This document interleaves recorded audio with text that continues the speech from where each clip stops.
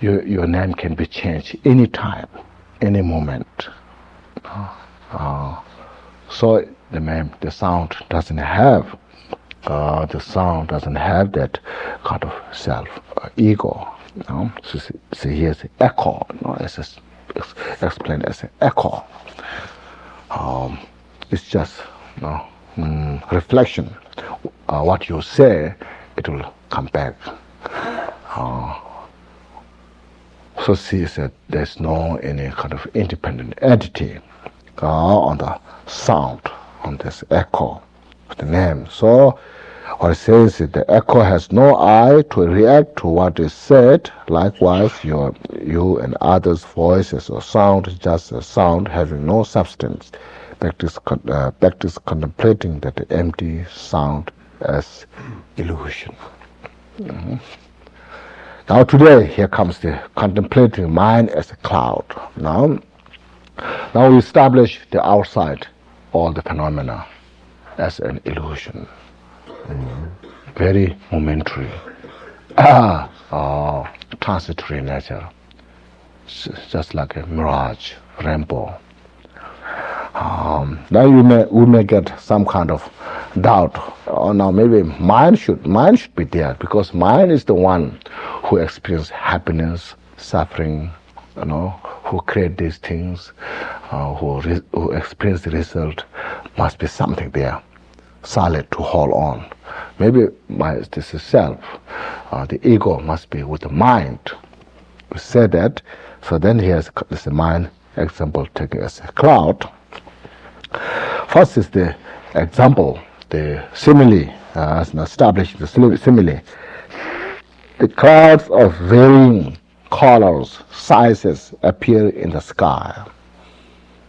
From the empty sky, blue empty sky, suddenly rises cloud with different color, different shape, different sizes.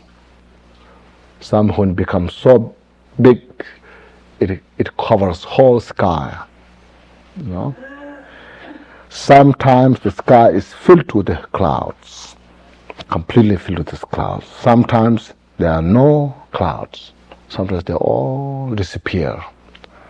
When you look at the clouds, sometimes the cloud is just moving around, it gets smaller, disappear, nothing left. Sometimes from the small cloud expands, bigger, which the whole space covers.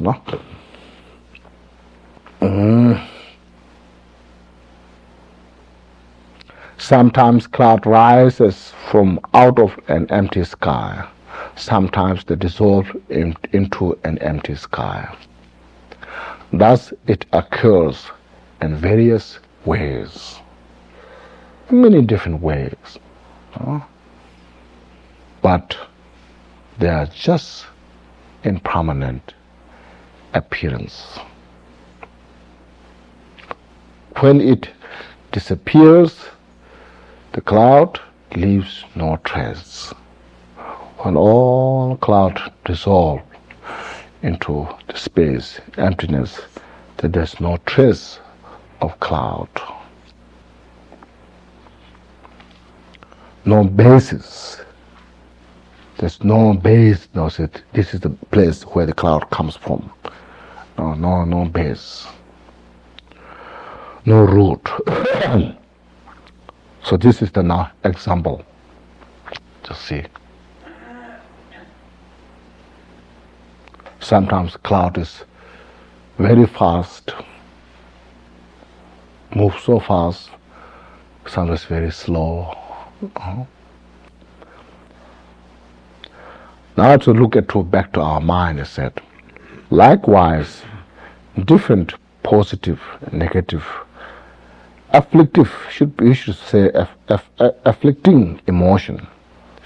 Here's it conflicting.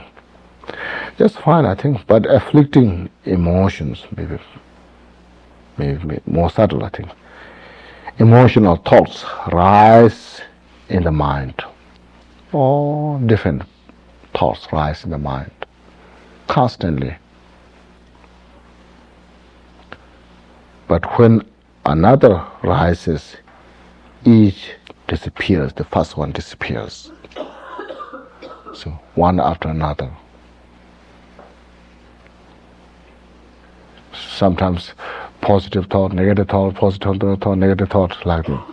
Sometimes all negative thoughts. Sometimes all positive thoughts, like that. No?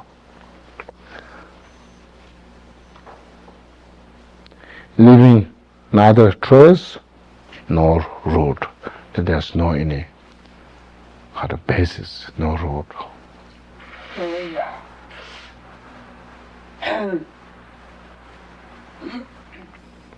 Thus the appearance of afflicting emotional thoughts, yes, thoughts rises in non-existence.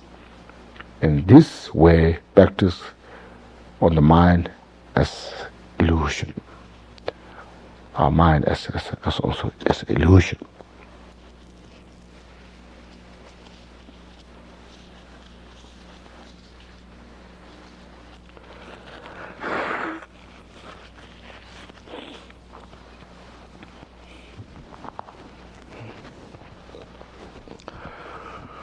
To practice this, first, as we know, the karma abiding is very important. Without having a well calm abiding meditation, it's called shamatha, or stabilizing the mind, then it is very difficult to penetrate this kind of teaching. And also sometimes it's also difficult to establish the visualization. When mind is more stabilized, calm, then visualization comes also more clear. Otherwise, when the mind is very busy, you start establishing visualization, immediately mind goes in different direction. When you bring back, your visualization is not there. It's lost. Then when you reestablish the visualization, it doesn't come as like before. Kind of. In order to have a clear visualization, also this karma abiding becomes very necessary. And also this kind of meditation practice to realize the karma abiding meditation is very important.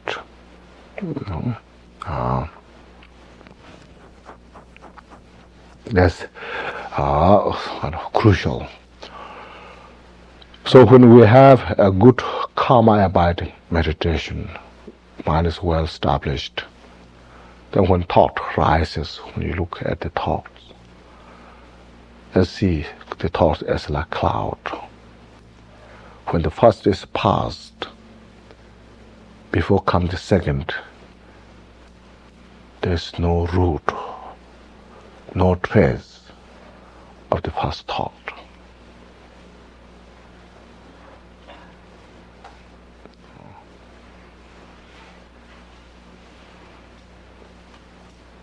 So we just see the thought are all different types of thoughts as a cloud, manifesting and dissolving. So without attachment to these different thoughts, without resentment relating to these thoughts, and that's called let go. No? We call let go, not hang on that.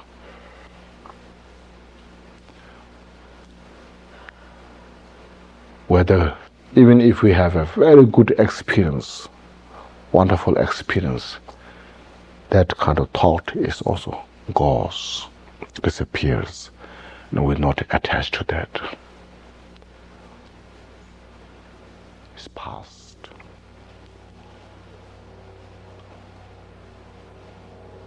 Instead, just meditate in that nature of the mind.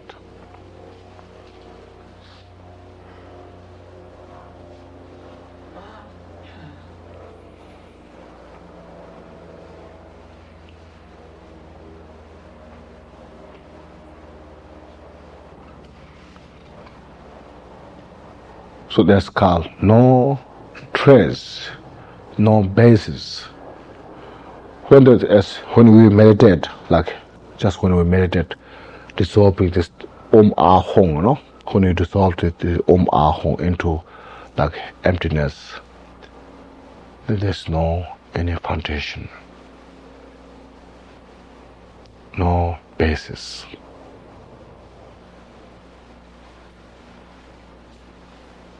It's just when we meditate there, then mind is completely free.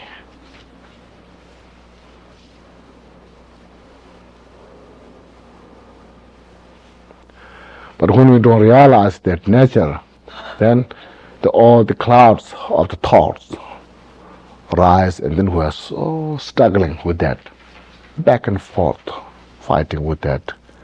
And then we think, what I can get from this. Then all these different thoughts rise, and we're involved with these thoughts. And we try to get something from there. Try to kind of manipulate these thoughts. And back and forth. Instead of we just letting go and sort out.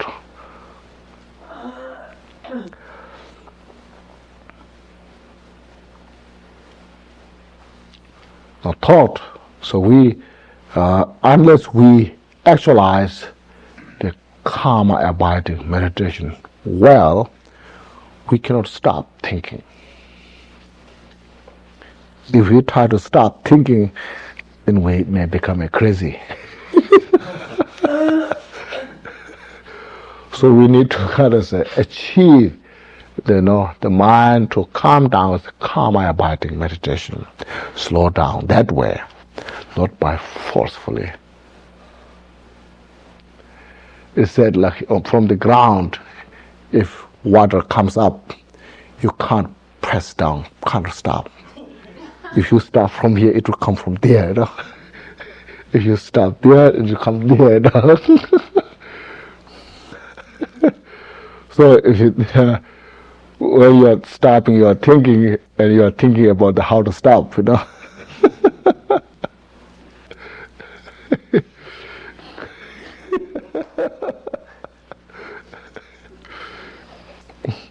So you couldn't make a fetch to stop thinking,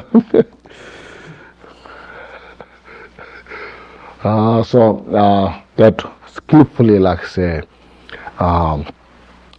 the method of the shamatha, very skillfully, let still down by itself. Naturally, it's called naturally. That's why I say meditate in the natural state, without pushing, chasing, fighting.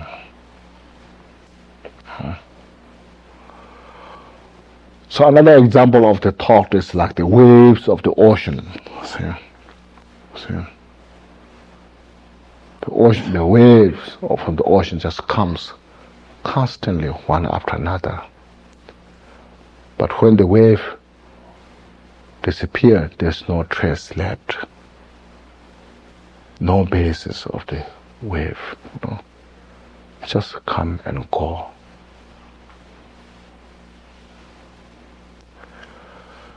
Now see, sometimes we think mind and the thoughts are two different things. That's also difficult to say.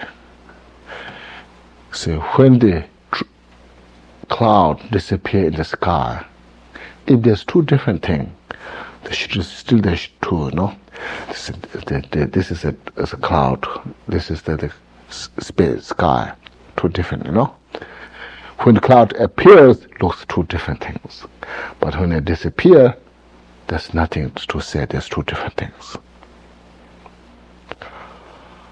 So when thought rises, it looks like two different things. But then in reality, they cannot say they're two entities. Like the ocean, the waves, the ocean, the water and the wave, the ocean and the wave. So we said waves comes from the ocean, like two different things. But without ocean, no wave.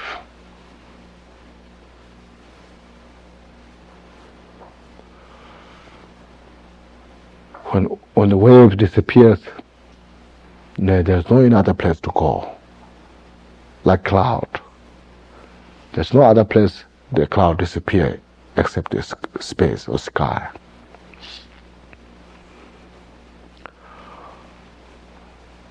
So that when it's called like non-duality. See? This is how to realize as a non-duality. Neither one nor two.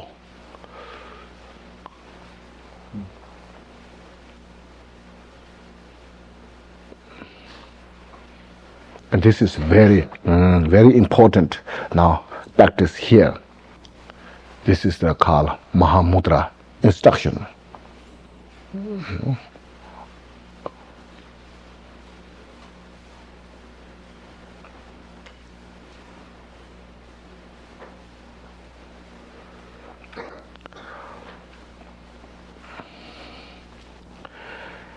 Maybe we'll maybe do a short kind of meditation. Yes, now see. First, please lose your attention, relax. Now see how we should do is first all said phenomena outside is the reflection of the mind.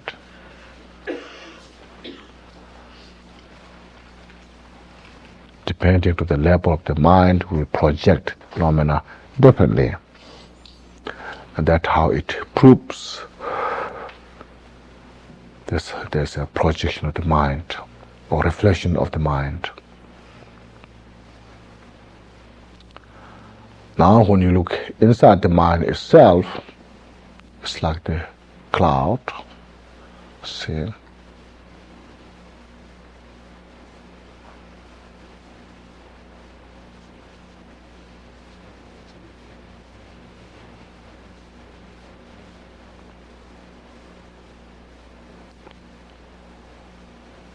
Now look at your thoughts. See?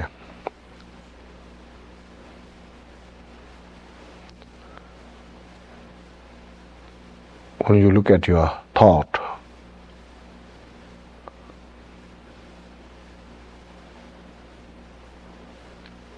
just that very nature,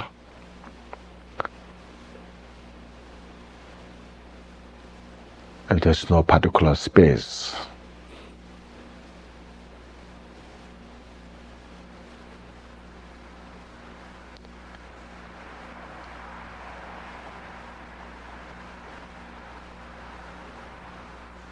And no, it's neither outside the body, inside the body.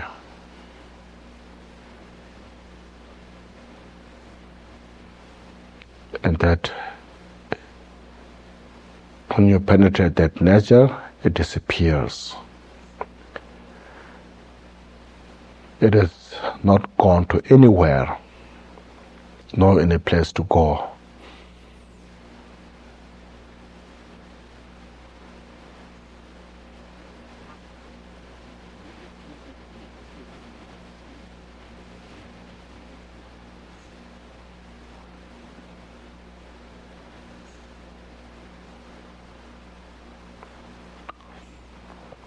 Whether it is attachment or the hatred.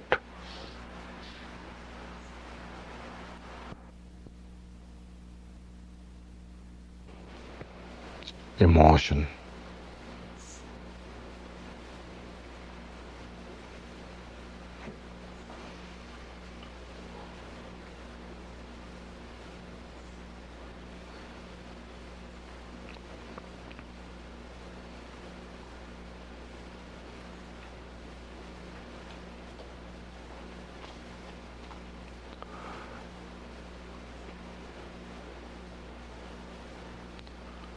The thought is like the wave of the ocean. It manifests from the mind, it dissolves into the mind.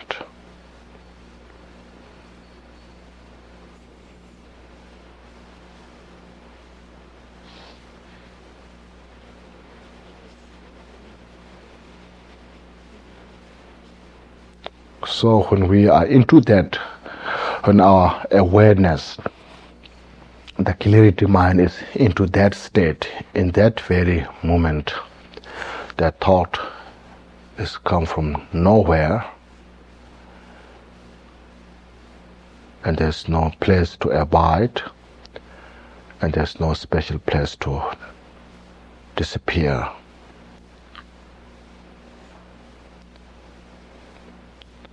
That very nature is like the space, no direction, no center. So in that moment, please, we meditate for some time.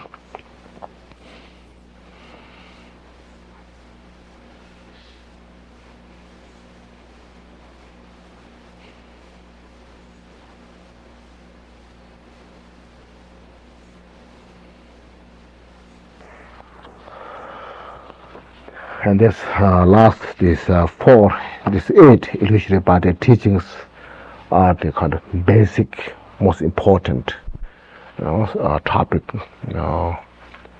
that we need to know, we have to know, and get some understanding and some experiences.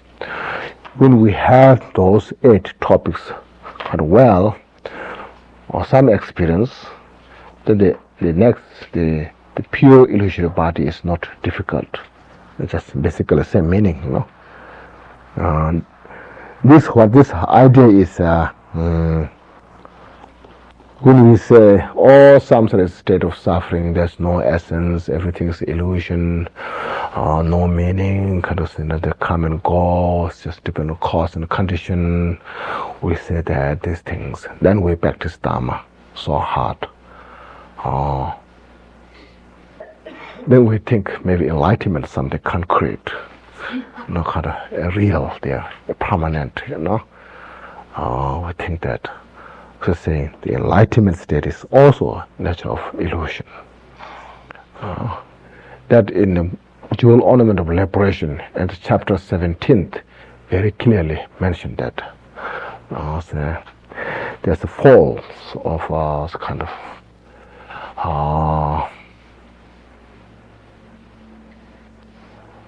grasping samsara as a real, as a fall, is a mistake, Then when we study that samsara is not a real, it is a illusory nature, then some people may think is that maybe nirvana is a real, something hold on, So that is also not right.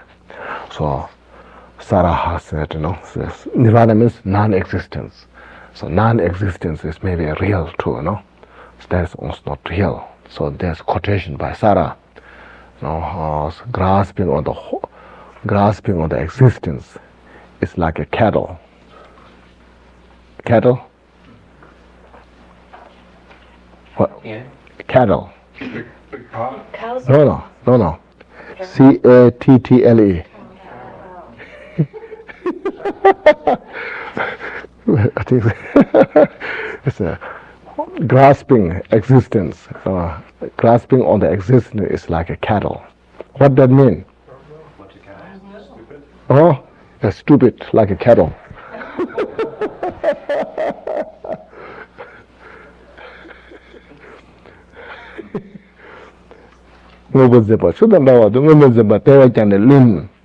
So holding, grasping on the non-existent is worse than that.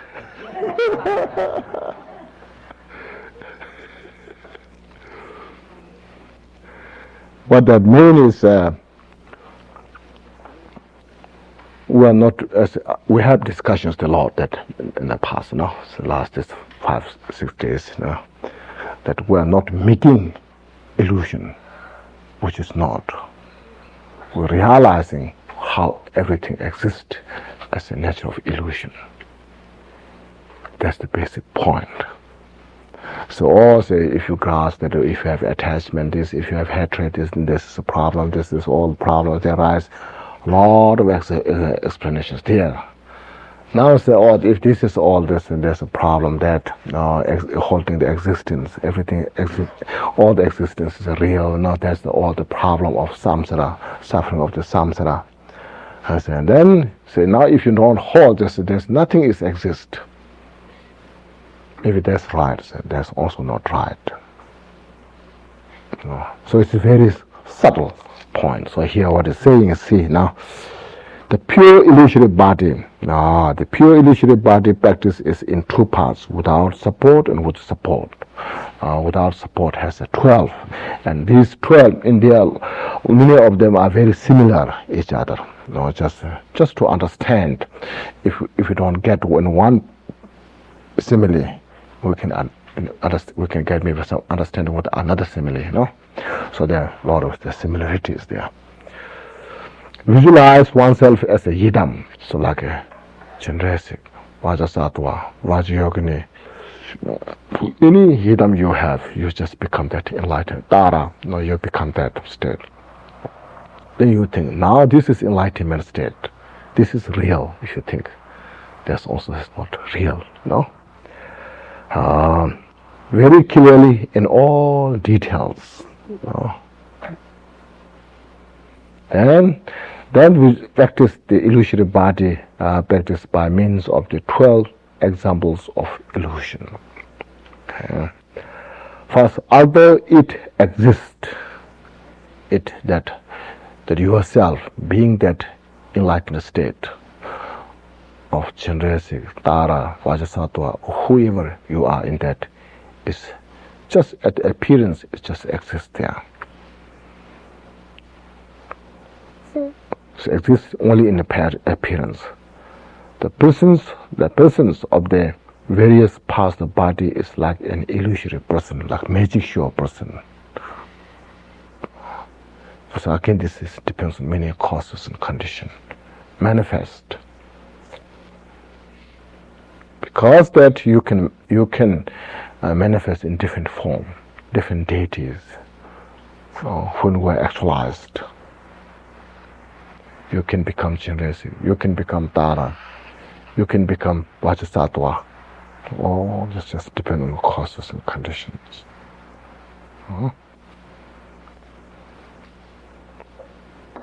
There's not much explanations, just mention just the topic, Like I think that's fine. Illusory person, like magic show.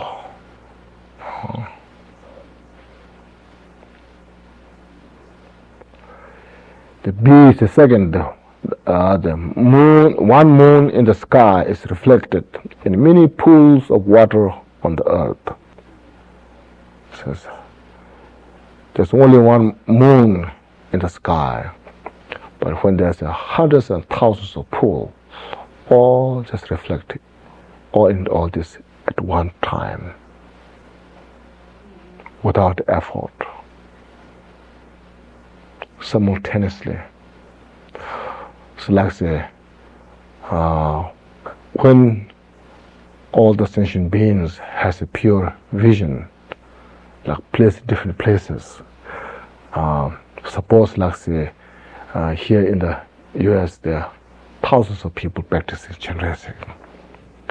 And in Europe there are also that kind of, in other countries the same has that kind of practice. And everybody supposed to reach to the level of the realization of Chandrasik. And to all these people will appear Chandrasik at one time, without effort.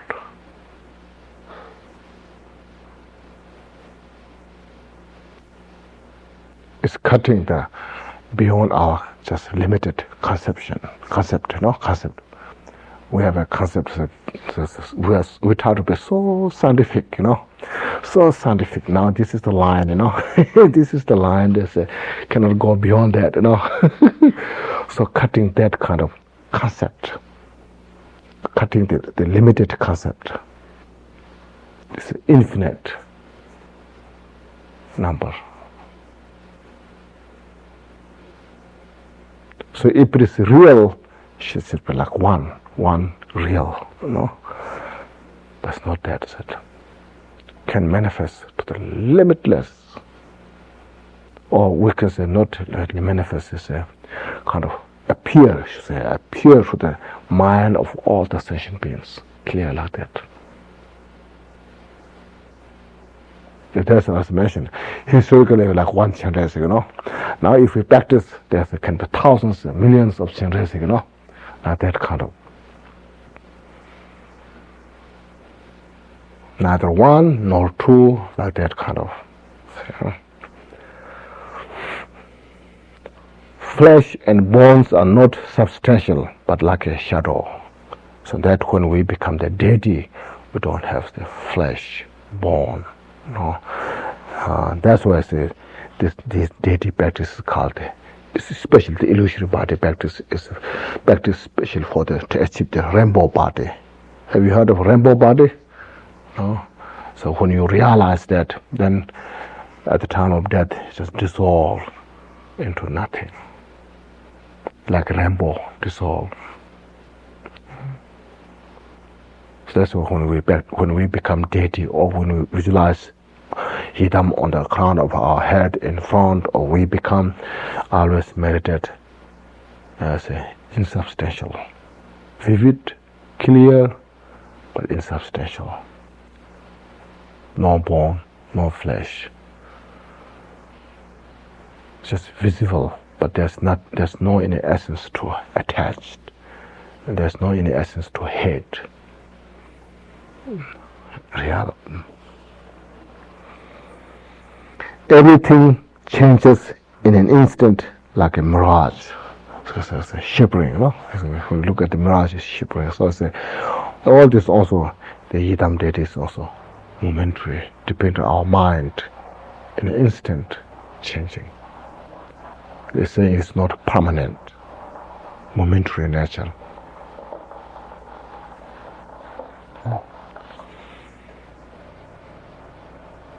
That's not so difficult, isn't it? Everything is a projection of the mind, like a dream. So that dream, when that yidam deity, when you become that deity, in your mind you have that, manifest in your mind, like a dream. Dream is a state of the mind.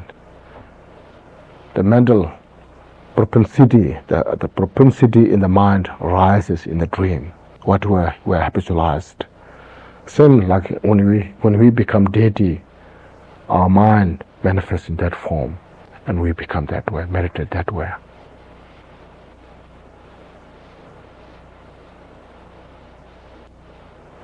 And this, I think, is very, very kind of important, and it gives us such a kind of confidence and hope. So when we become deity through meditation practice, that we meditate through the mind, mentally we manifest yidam deity. At that moment, the ordinary body is to disappear, but it disappears nowhere, isn't it? It's gone any place, just in our minds is that. At that moment, you being in that yidam, it's come from nowhere, but you are yidam. As soon as when we forgot it, that yidam gone nowhere, but ordinary body come from nowhere, but just there. So therefore, when we practice, we just habitualize, bring that again and again, and be one with that. See? That's why it's like, when we, for example, when we're going to die, at that moment, if we become chandrasic, see all sentient beings as a chandrasic, or tara, you know. The transition is chandrasic. There's no place to go. Or like Tara.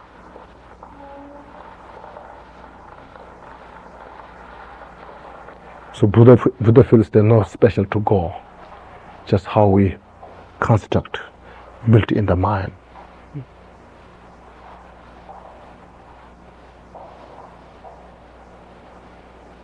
So it's called this, projection of the mind like a dream. This is, I think, very important. The Lord Jesus put that it's called mental formation, Lord Jesus is a mental formation. Whatever we manifest in our mind, we kind of manifest that way and just go through that way.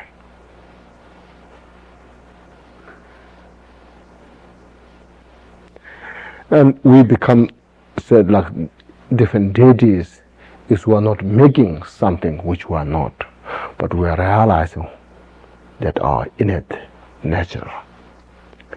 So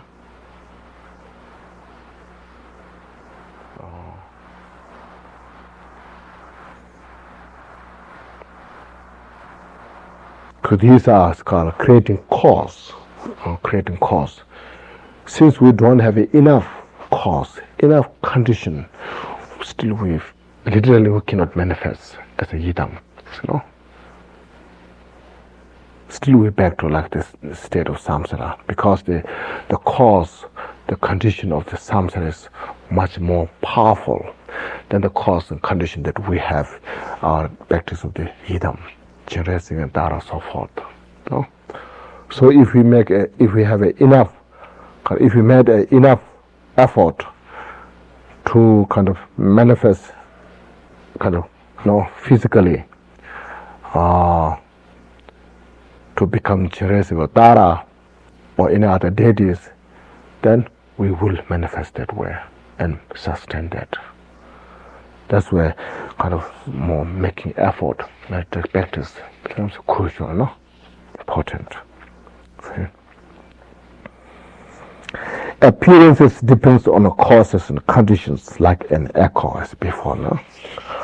All the like the mantras. Mantra is also like an echo. Dharma teachings are also like an echo. The appearances the appearance of the deity is also not. It depends on the causes and condition. Without cause and condition, we cannot manifest as the deity.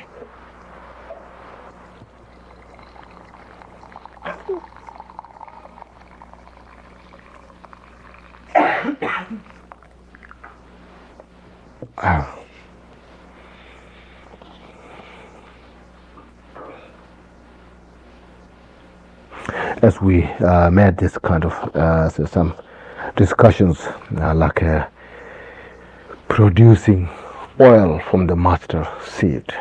Even though master seed has the oil, but we cannot say the master seed is oil. In order to use that, to get the oil, to use the oil, we have to produce oil from the master seed. So to become the deity, to manifest as the deity, we have to depend on those causes and conditions. We have to depend on that, rely on the causes and conditions, and use them and manifest.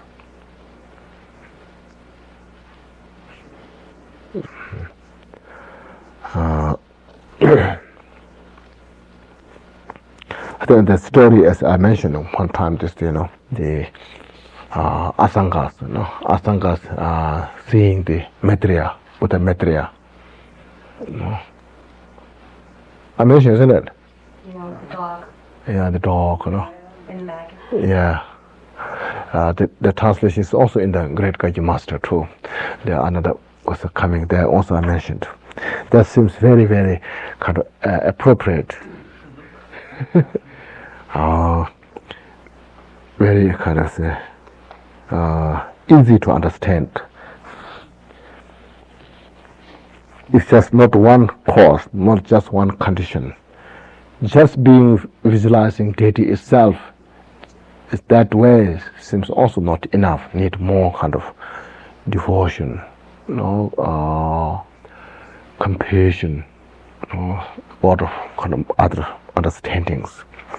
Because Asanga practiced Maitreya, Buddha Maitreya for 12 years. still he couldn't realize, manifest as a material. At the end, when he saw a maggot dog with full of pain, but still, like I said, the anger doesn't allow to sit still and looking at the mind, the mental suffering of the dog as well as physical. Then there he got such a compassion. That compassion completely overpowered him. He personally didn't have any power. So because of such a compassion, they rule him, there's no fear, no any doubt to exchange himself in the dog.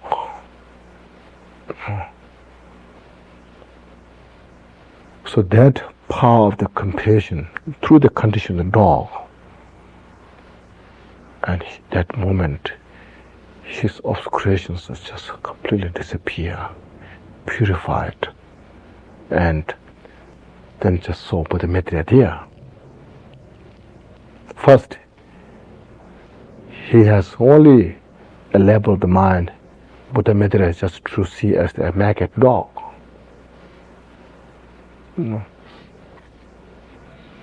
That very the dog, in a second moment he saw as a Buddha Mitra.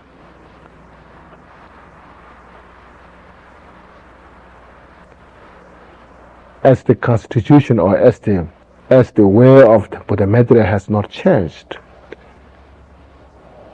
The first day when Buddha Mitra was there, when he started retreat, and then when he saw as a dog and the Buddha Mitra, there's no any the mode of abiding, that nature is not changed. But because the level of the mind, there's a practitioner, and it changed. See? So that the appearance depends on causes and conditions. That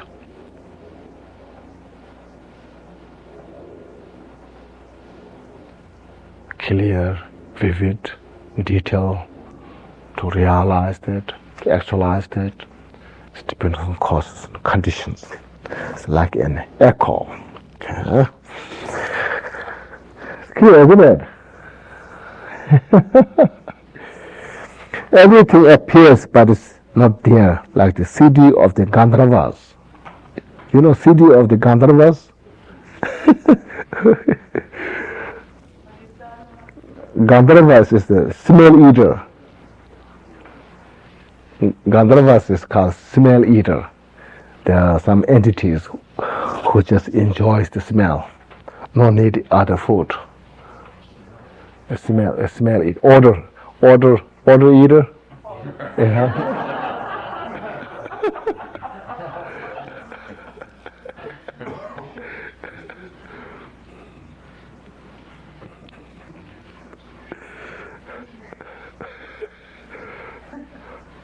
Sometimes when you see a commercial about the coffee commercial, you know, so people say looks like it's the smell eater, you know.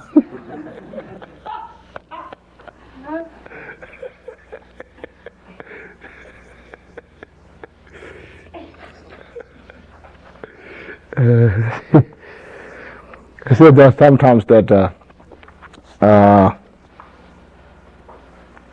first I didn't know that what they're really the city of that Gandharvas, you know.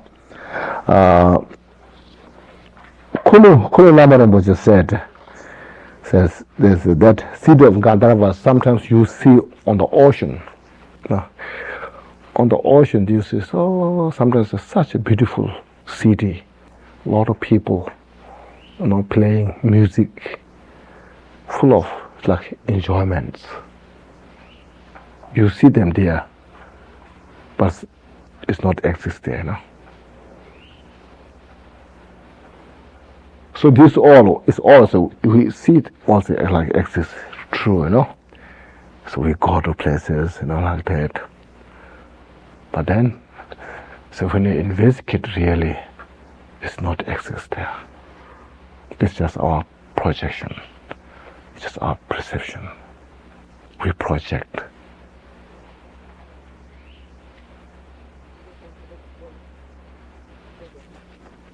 Same as I told the story of the king, the magician tricks the king, he went all those places, and there was it really does not exist, It's just so it's all this. Sometimes said when Buddha gave teachings, when he gave teaching to Bodhisattva, some Bodhisattva, for like say, for if you can say like for 1,000 kalpas, not kalpa, 1,000 years, supposedly, the discussion went through the Buddha and the Bodhisattva, just give teachings, like for 1,000 years. Just in reality, just in the morning, one morning, In this world's time, if you account like in this world time, it's one morning period of time. The Buddha and Bodhisattva, the Buddha gave teachings, for many thousand years, like past like that.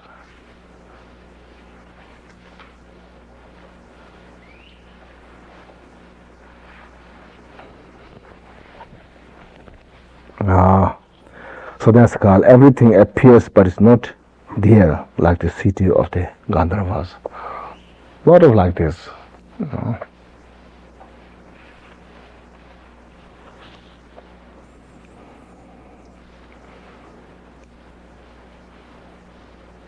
So this, again, so this helps us just realizing this my mental projection. It's my kind of habitual tendencies, my propensities. It's not